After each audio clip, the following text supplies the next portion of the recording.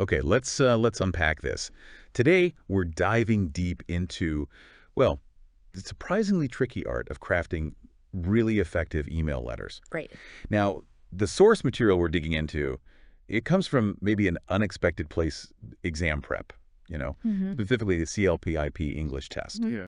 But the brilliant thing is how these ideas, these principles, they're just so universally applicable. It's not just for tests. No, absolutely not. It's for anyone who wants to communicate better, clearer, more powerfully through email every single day. And what's really key here, I think, is that this isn't about like super rigid rules you absolutely have to follow. Right. It's more about foundational strategies. Our mission really is to pull out those core nuggets, the things that make an email not just, understood, but genuinely impactful. Whether it's just a quick note or something more formal. Exactly, making sure your message actually lands. Okay, so let's start with what our sources call the non-negotiables. The basics. Yeah, every single email needs a greeting, a sign-off, and your name.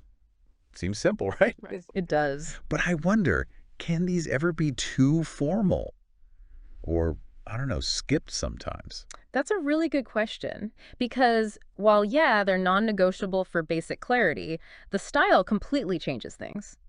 They aren't just like polite habits, they're anchors. Psychologically, a proper greeting, it immediately signals respect, gets the reader ready, and a clear sign-off gives closure, tells them what's next, maybe skipping them. Well, that can feel abrupt, maybe disrespectful. Yeah, I can see that. But you wouldn't use, dear esteemed colleague for a quick message to a buddy either. Definitely not. So they frame the message, signal respect, clarity right from the get-go. That makes sense.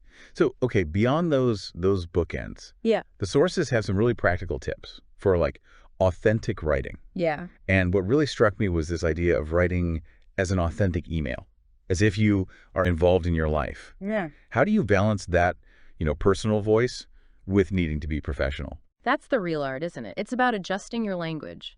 Formal, informal, but still sounding like you. Right. Being appropriate without being robotic. Exactly. Not losing your voice. And another piece of advice is to try to use 3 types of English sentence structures. Oh, interesting. Why 3? Well, it's about variety, keeping it engaging, maybe a short, direct sentence for impact, then a compound one linking ideas, and a complex one for a bit more nuance. Keeps it from getting monotonous. Precisely, keeps the reader's brain switched on. And crucially, always stay focused on answering the question. Oh gosh, the rambling email. We've all been there, sent them, received them. Yeah, trying to find the actual point. It's like digging through sand. So Right. this is really about respecting the reader's time. Absolutely. And then, of course, the practical stuff. Got to check your grammar, especially those verb tenses, punctuation, word count. The fundamentals for clarity and just looking professional. Yep. Now, if we connect this to the bigger picture, Mm. there's a great example in the source material.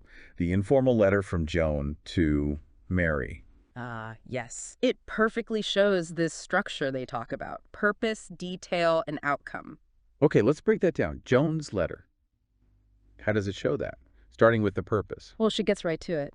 I just wanted to write to mention how marvelous it was to see you again. Bang! Sets the stage instantly. Mary knows exactly why she's getting the email. No confusion. None at all. And then Joan layers in those friendly, sociable details. That's what makes it warm, right? Because she mentions things like, your mountain cottage was the perfect place, and recalls the hike to the lake and the picnic.